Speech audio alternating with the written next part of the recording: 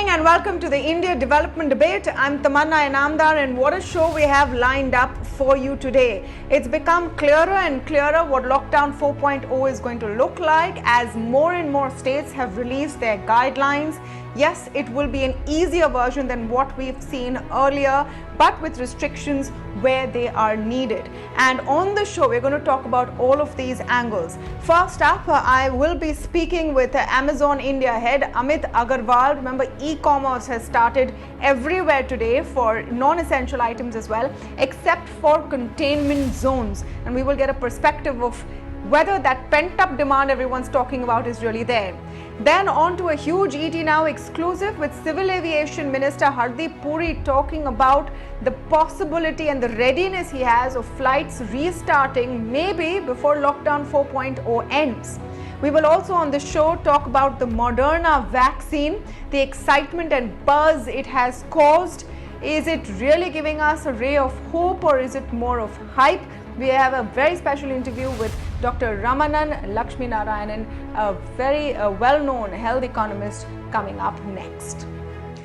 Speaking to us now is Amazon's India head Amit Agarwal, a rare voice to hear, and we're getting a chance to speak with him on a day that more and more places can now order non-essentials online, and that is a big boost for Amazon as well. Amit, great to have you on the show. Thank you for speaking with ET Now. I'm going to start with a very basic question. The clarion call right now for India has been to be vocal about going local. Where does Amazon fit into that picture?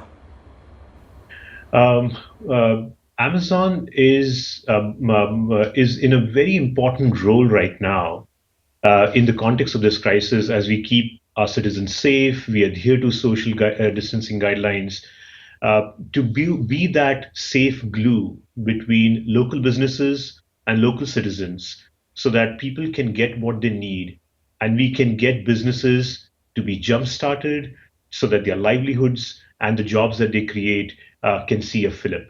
Our entire strategy to offer selection, convenience, and great value to our customers, and to use technology to empower local businesses so that they can serve that selection to customers is more relevant than ever before.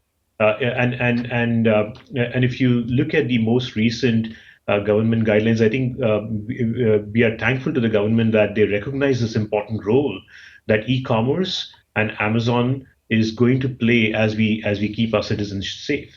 Now, if I give you an example of some of the ways that we are reacting to this new normal, in just the last few weeks, while things were in different quasi state of shutdown and only delivering essentials, we actually came up with a lot of new innovations, and that's how we deal with crisis. Invent that is very India specific and allows this interaction to happen safely. For example, we launched virtual pickup points for containment zones. This allows people living in containment zones, which are, by the way, fluid and evolving every day, to still get the products on the periphery. Similarly, we launched this program called Local Shops.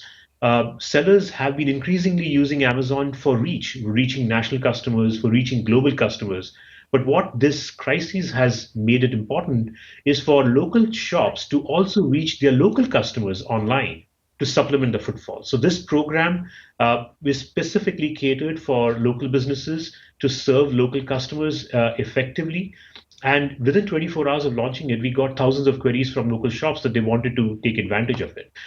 So these are just examples of our role that's going to be a very important role, and we take that responsibility very seriously in allowing the local businesses to serve citizens in a safe way and yet come out of this crisis, get their businesses back on track, get the economic activity back on track, and get jobs back.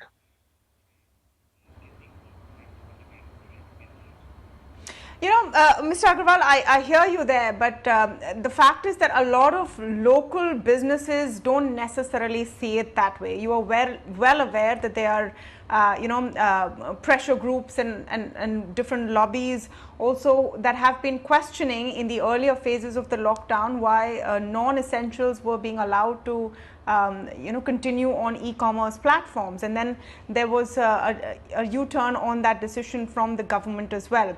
Do you see this as a challenge, this continuing sort of narrative that players like Amazon, and that's not the only one, are hurting local businesses who stood the test when India went into lockdown by actually opening their stores for essentials and being available to people when e-commerce players could not? There are two parts to your question. So let me answer the second part first. Uh, we have been completely working day and night to make sure that customers get the products they need, essentials in the first part of the lockdown. We were very careful to make sure that we adhere to the government guidelines of ensuring that every associate has a curfew pass, that states dictate what can and cannot be done. So I think it is unfair to even color that e-commerce was not available. In fact, we have such inspiring stories from thousands and thousands of associates who have put their life online and delivered essential to customers. So I think whoever has this narrative has got it completely wrong and is misplaced in their logic. On the second bit of what are we hearing from local businesses, we hear something completely different. So you have a choice to pay attention to a few voices or look at data. So to just give you some data, we did a survey of more than 2,000 local businesses and shops. More than 75% of them have said they need a service like Amazon to scalably, safely, effectively connect them to customers. If I look at just yesterday, 24 hours, we have more than 600,000 businesses that sell on Amazon Marketplace. In just the last 24 hours, nearly half of the active seller base before the lockdown has already become active and started selling. Sellers have already seen more than 3 times orders than they were getting during the lockdown when they were just selling essentials. Just before the lockdown versus post lockdown, people have seen demand surge nearly 35 to 50% for their individual seller shops. So I think the data that we see, the voices that we hear loud and clear from hundreds and thousands of small businesses is very different. And when I think about more and more emphasis on local manufacturing, our product of global selling is more relevant and important than ever before. We have nearly 50,000 plus sellers who sell to hundreds of millions of customers globally using Amazon. It is going to be a very important service for them as they look to scale their manufacturing, take Indian products globally. So again, I would say that we have been working really hard ensuring that we keep safety in mind as a top priority and serve customers and the businesses, hundreds of thousands of businesses that use technology, that embrace technology, the right kind of entrepreneurial businesses that are forward looking, forward leaning, have a very different narrative than the one that you're articulating.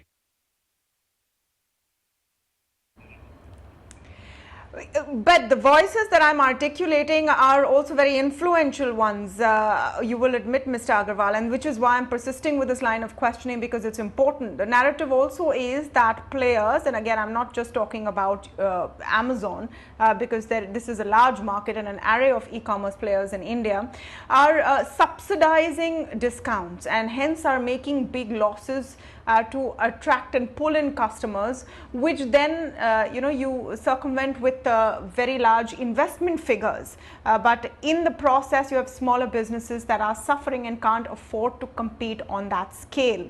Do you see that narrative changing in the post-COVID world? How do you see this story developing? As I said, our job is to remain laser focused on our customers and our selling partners and invent on their behalf. It's hard for me to change the narrative of deeply held convictions that defy logic or are not interested in understanding data and the realities of how online ecosystems and supply chain works. For the people who are forward leaning, embracing technology, we are hearing more and more from them of the important role that e-commerce and Amazon is going to be playing as they get their lives in order, as they get their livelihoods in order. Just to give you some examples, as I talked about local shops as an example, many sellers have been using Amazon to reach out to customers beyond their city, to become regional players, to become national players, and to become global players. And as they look at their future, they realize that because of social distancing, the issues of being safe, more and more need is also there to serve their local players and supplement their footfalls. Our strategic programs that we have, such as local shops, and even other programs such as I Have Space that allows them to become delivery partners, pickup points, Amazon Easy that allows them to become local service point for customers. They're all ways for them to increase their revenue that they get, plus increase their ability to reach out to customers in a safe manner. So we are hearing loud and clear from our seller base. And from, as I said, we just did a survey of just 2,000 shops, and we're hearing more and more that they are looking forward to a service like Amazon to not only reach out nationally and globally, but to serve customers locally. So, I'm very optimistic that we need to continue our focus on customers, continue our focus on serving our selling partners, do the right thing even when nobody is watching us, earn their trust, and the rest will take care of itself. Yes. Give me a sense of how customers are responding. I mean, it's nascent, but slowly, and in the last few days, you've had non-essentials sort of being available on e-commerce platforms. It was earlier in the green zones as well, but a lot of demand comes from red and reddish orange zones. What has been the demand like? Because it will give us a sense whether that pent-up demand everyone's talking about actually exists. Or are you seeing a hesitation in discretionary spends?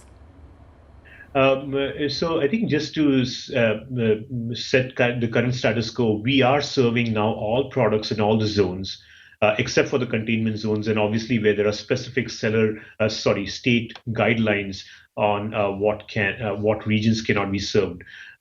And we are seeing customers. By the way, we didn't have to wait for the lockdown guidelines. We have been getting emails, we have been getting calls, feelers from our customers. In fact, I've gotten so many letters from kids saying that they really need to open up non-essentials, which are still priority items for many customers. As customers are working from home, homeschooling, personal grooming, and these are the kind of the areas where customers are coming in and shopping.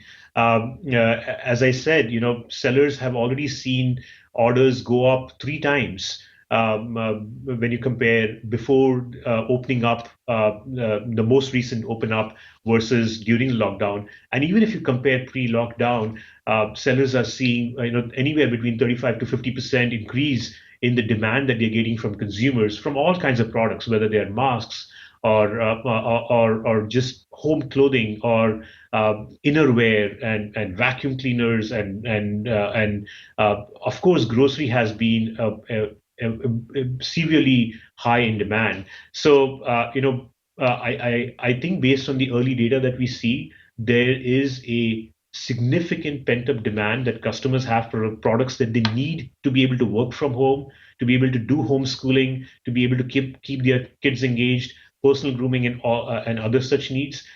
We will keep monitoring. We will keep ramping up our capacity, hiring additional associates, seasonal associates to meet the demand and surge.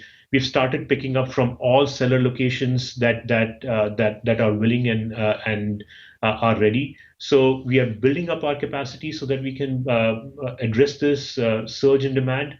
Um, I see this as more and more as customers want to remain safe and as businesses supplement their footfalls. I see our role becoming even more important in the coming weeks, months, and years. Is there a challenge in terms of delivery partners? A lot of e-commerce companies have been facing that challenge as people are in lockdown, have moved out of where they lived, etc. Are you facing a challenge on that sense? And how will we keep these delivery partners and people who are receiving deliveries safe? So we are learning as we go. This is unprecedented for all of us in the industry. And we have made more than 100 significant changes across our ecosystem and across the supply chain. Small things like what measures do our small businesses need to observe in their own shops and locations so that we can pick up safely to our own fulfillment centers, our delivery stations, our delivery associates, temperature checks, masks, sanitization, education. There have been significant changes across the board. Contactless deliveries, for example, for customers. Our primary goal is to keep our employees safe, our customers safe, our selling partners safe. Now, in that context, we also had the issue of being able to get our associates back to work, as you said. And that was a significant challenge in the initial part of the lockdown. We have been patiently working district by district, making sure that we're working with the local authorities so that we can get the curfew passes so that the associates can move safely. We've been communicating with them regularly over phone, communicating with their families to give them regular updates on the changes that we're making on our side to ensure that there is safety and we can keep them safe.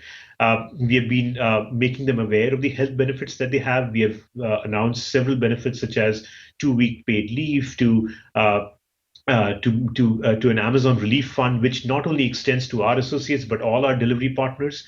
Our primary objective is to make sure that they are safe, they are able to come back to work, and are effective to serve this demand without compromising on safety.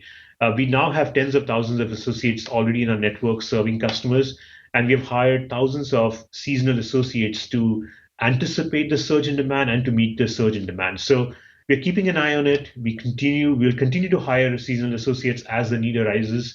We are completely committed to jumpstart our small businesses, their economic activity, the livelihoods that they support, and to serve the needs for our customers.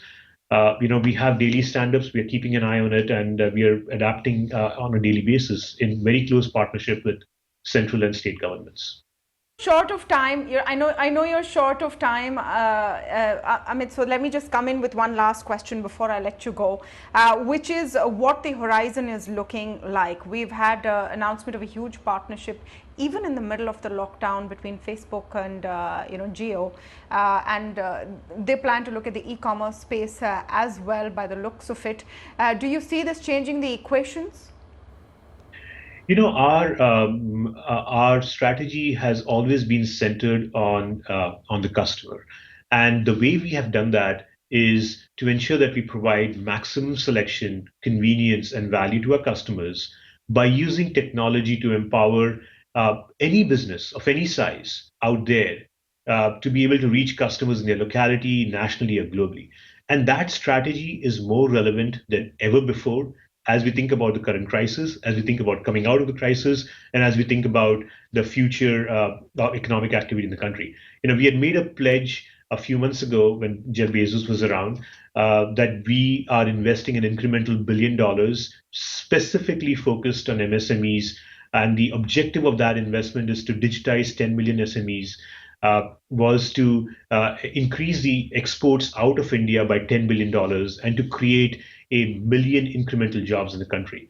That pledge is more important than ever before. We would work with the government, both central and state government, to make sure that each dollar counts. We are, I think the role that Amazon and e-commerce is going to play is incredibly important as we get out of this crisis. We take that role very seriously. We take that responsibility very seriously, and we're just grateful that we can be of help. Well, nicely deflected, Amit. You avoided that question, but I know you're out of time, and so are we. So thank you for speaking with us again, and hope to talk to you soon. Thank you very much, and stay safe, stay healthy.